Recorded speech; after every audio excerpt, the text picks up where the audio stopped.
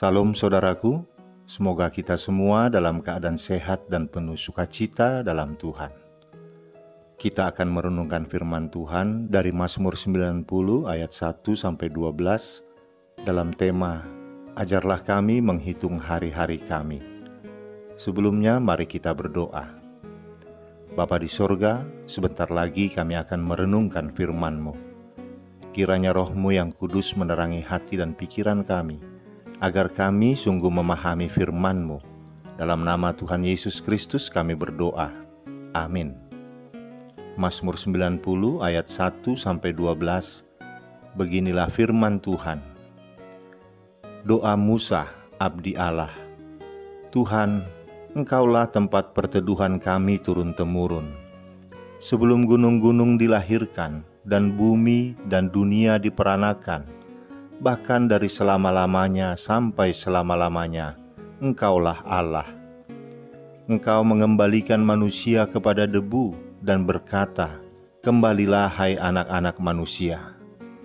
Sebab di matamu 1000 tahun sama seperti hari kemarin apabila berlalu, atau seperti suatu giliran jaga di waktu malam. Engkau menghanyutkan manusia, mereka seperti mimpi, seperti rumput yang bertumbuh, di waktu pagi berkembang dan bertumbuh, di waktu petang lisut dan layu. Sungguh kami habis lenyap karena murka-Mu, dan karena kehangatan amarah-Mu kami terkejut. Engkau menaruh kesalahan kami di hadapan-Mu, dan dosa kami yang tersembunyi dalam cahaya wajah-Mu. Sungguh segala hari kami berlalu karena gemas-Mu. Kami menghabiskan tahun-tahun kami seperti keluh. Masa hidup kami 70 tahun, dan jika kami kuat 80 tahun, dan kebanggaannya adalah kesukaran dan penderitaan, sebab berlalunya buru-buru dan kami melayang lenyap. Siapakah yang mengenal kekuatan murka-Mu dan takut kepada gemas-Mu? Ajarlah kami menghitung hari-hari kami sedemikian, hingga kami beroleh hati yang bijaksana. Demikian firman Tuhan.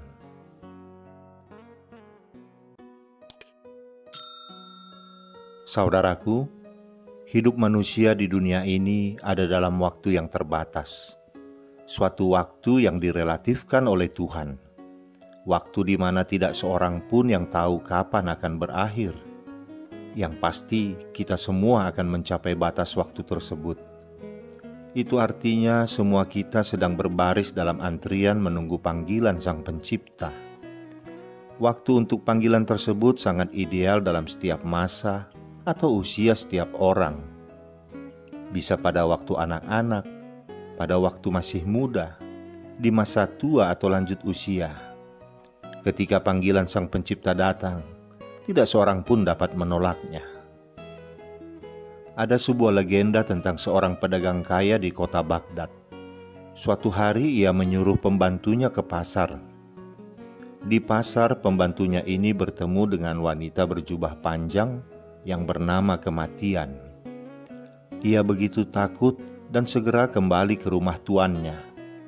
Sesampainya di rumah tuannya, ia menceritakan kepada tuannya bahwa ia bertemu dengan kematian.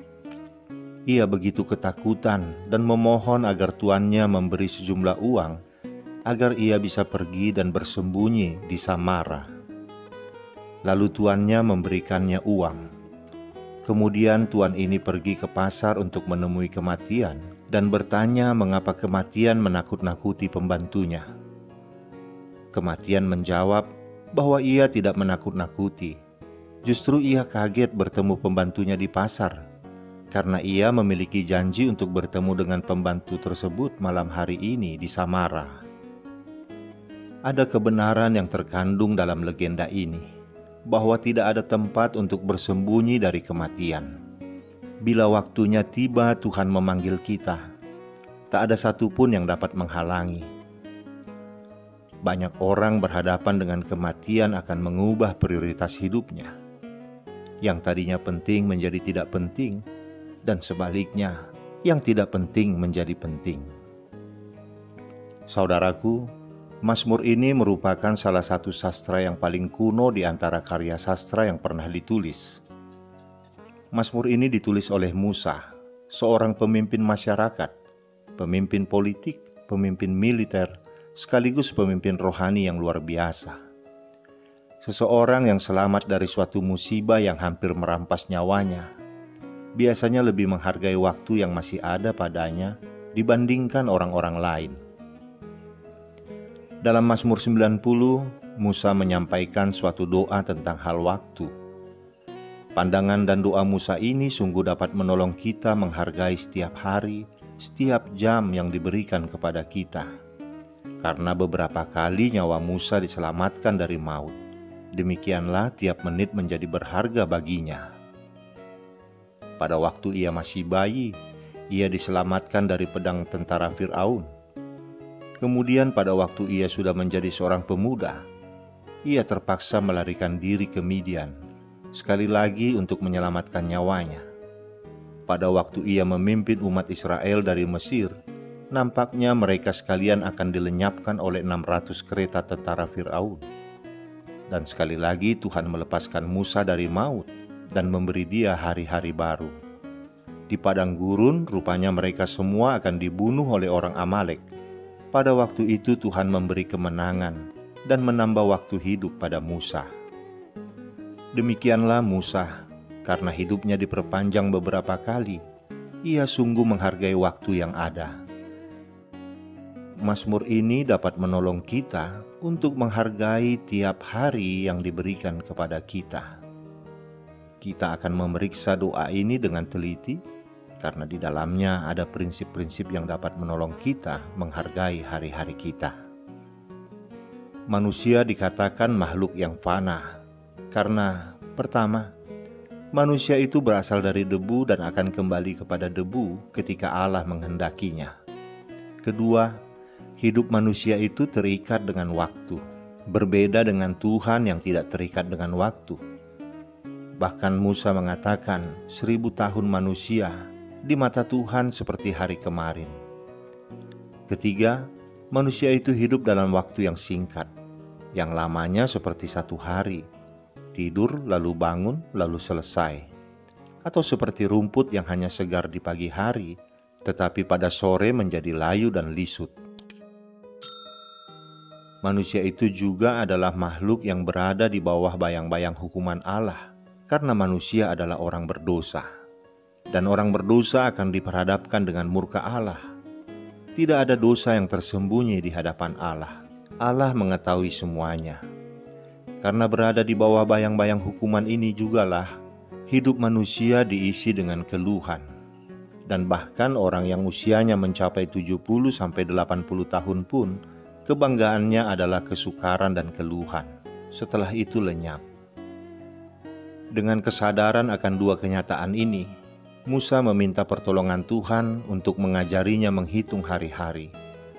Maksudnya agar ia menghargai dan menggunakan waktu yang singkat ini dengan sebaik mungkin, sehingga ia beroleh hati yang bijaksana.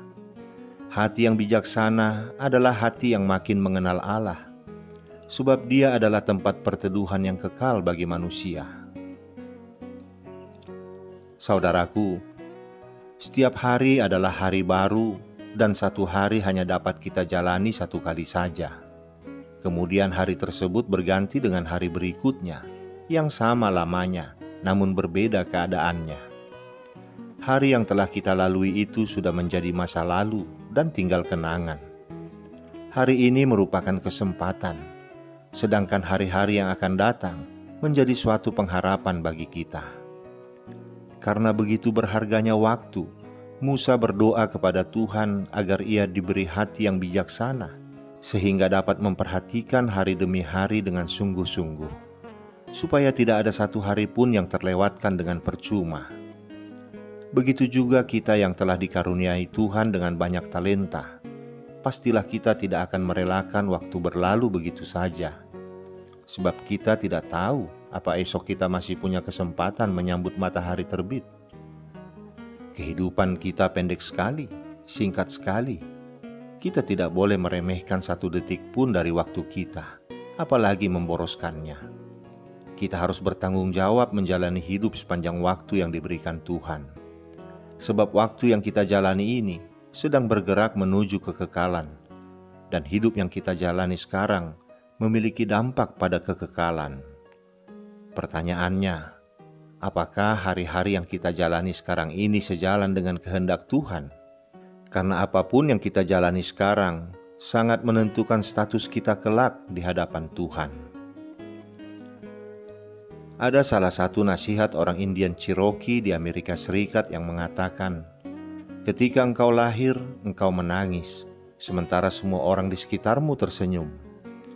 Jalanilah hidupmu sedemikian rupa, sehingga pada saat engkau mati, semua orang di sekitarmu menangis, sementara engkau tersenyum.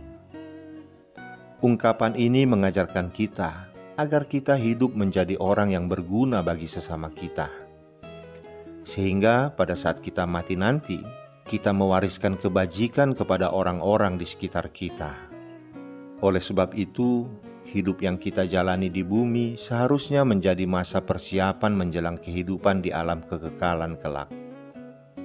Manusia diperhadapkan dengan dua waktu yang tidak pernah diketahuinya, yaitu waktu kelahiran dan waktu kematian. Dan Tuhan mau kita bertanggung jawab di antara kedua waktu tersebut. Inilah yang menjadi pesan khotbah bagi kita.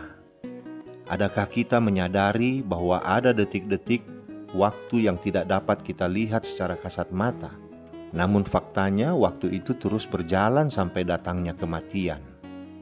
Apakah kita telah menggunakan waktu kita seperti yang Tuhan kehendaki?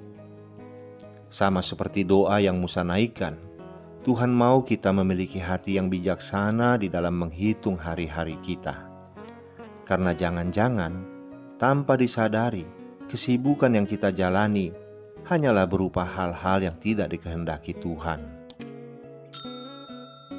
Saudaraku, tidak banyak orang yang menghitung hari-hari hidupnya di dunia ini. Kebanyakan orang hanya pandai menghitung uang. Berapa untungnya hari ini? Uang di bulan ini dipakai untuk apa saja? Kita pandai menghitung uang, bahkan itu setiap hari kita lakukan.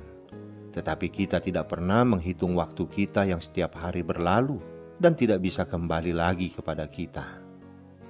Bukan hanya uang yang setiap hari kita hitung, tetapi kesalahan orang lain juga kita hitung setiap hari.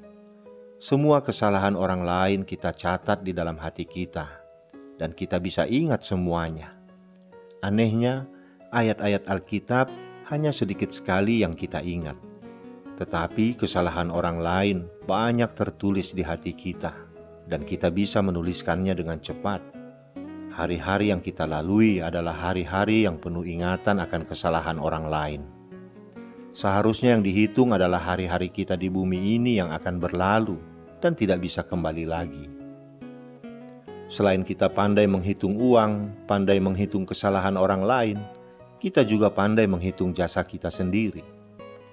Orang ini pernah berhutang budi kepada saya. Orang itu pernah berhutang uang kepada saya. Perbuatan baik yang pernah kita lakukan bisa kita ingat, tetapi kesalahan yang kita buat kepada orang lain bukan saja kita tidak ingat, bahkan kita tidak sadari.